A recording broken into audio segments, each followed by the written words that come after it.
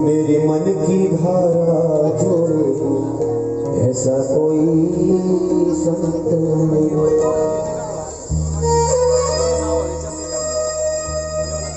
ऐसे ही गुरु अपने जीवन में, गुरु वही है जो अपने शिष्य का कल्याण, गुरु वही है जो अपने शिष्य को सही राह दिखावे। आज सूर्य भगवान की कृपा से हनुमान जी ने समस्त शास्त्रों का, समस्त विद्याओं का विधिवत अध्ययन प्राप्त किया।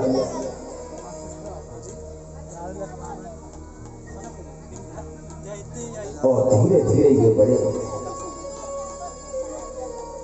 और जब बड़े हुए महाराज तो ऐसी कथा आती है कि भोले बाबा ने मन में विचार किया कि भैया हम तो प्रभु श्री राम के दर्शन के लिए जाते हैं, राम का अवतार हो चुका है और हमारी इच्छा है हम भगवान का जब जब भी अवतार होता है तो हमको दर्शन करने का सौभाग्य प्राप्त होता है, इसलिए हम दर्शन के लिए जाते हैं।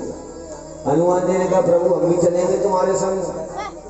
बोले वहां तुम जाओगे तो पकड़े जाओगे, बोले हमको भी कुछ बना लो। तो भोले बाबा तो बन गए मदारी और हनुमान जी बन गए बंदर, और दोनों सीधे अयोध्या के राजमहलों में पहुंचे गए और डमरू का निनाद किया। पूरे अयोध्या में हल्ला मच गया, ऐसा मदारी आया है जो बंदर को खूब नचा रहा है। और भीड़ लगी अयोध्या में देखने वालों। राम जी छोटे से थे,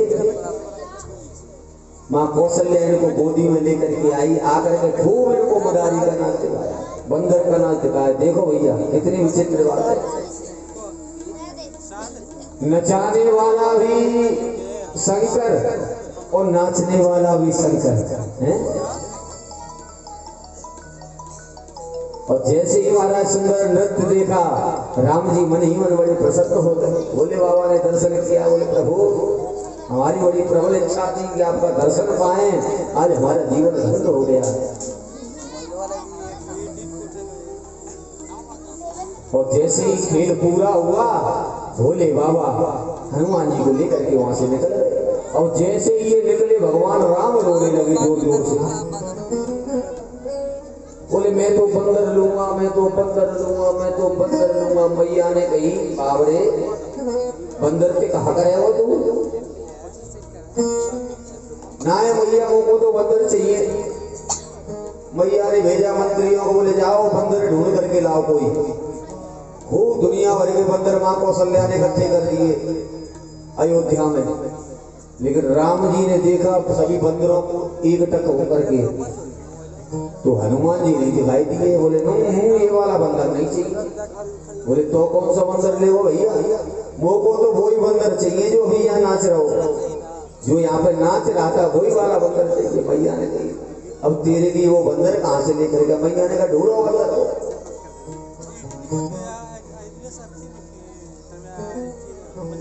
जैसे तैसे जाकर के महाराज वही बंदर को ढूंढ करके लाए, हनुमान जी महाराज को ढूंढ करके लाए और ला करके जैसे ही राम जी के सामने खड़ा किया, खूब प्रसन्न होकर के हंसने लगे, नाचने लगे। अब तो कई वर्ष तक श्री हनुमान जी महाराज राम जी के साथ रहे, खूब खेले, खूब खाए, खूब आनंद लिया। लेकिन जब राम और लक्ष्मण को लेने के लिए जैसे ही विश्वामित्र पहुंचे, तो राम जी ने हनुमान से कहा, बोले हनुमान अब तुम जाओ यहाँ से और जाकर के किष्किंधा में जाकर के निवास करो। और किष्किंधा में सूर्य का पुत्र सुग्रीव है, जो बाली के भय के कारण ऋषिमुख पर्वत पर निवास करता है। और जाओ जाकर के तुम उसकी रक्षा करो और बहुत शीघ्र ही हम आकर के तुमसे वहीं मिलेंगे। और मिलकर के जब सीता का हरण होगा तो तुम सबकी सहायता में से मैं रावण का उद्धार करूंगा और मां सीता को वापस लेकर। राम जी की आज्ञा पाकर के हनुमान जी महाराज पहुंच गए किष्किंधा में। बोलिए श्री हनुमान जी महाराज की जय।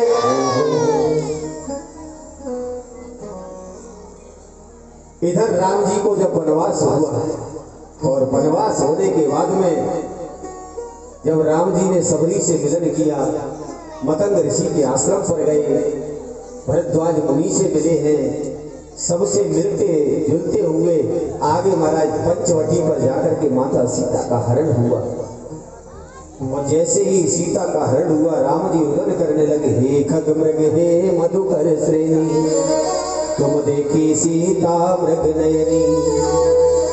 ढूंढते ढूंढते ढूंढते ढूंढते चले आ रहे थे और ऋष्यमुख पर्वत के निकट पहुंच गए। आगे चले बहुरे रघुराया, आगे चले बहुरे रघुराया।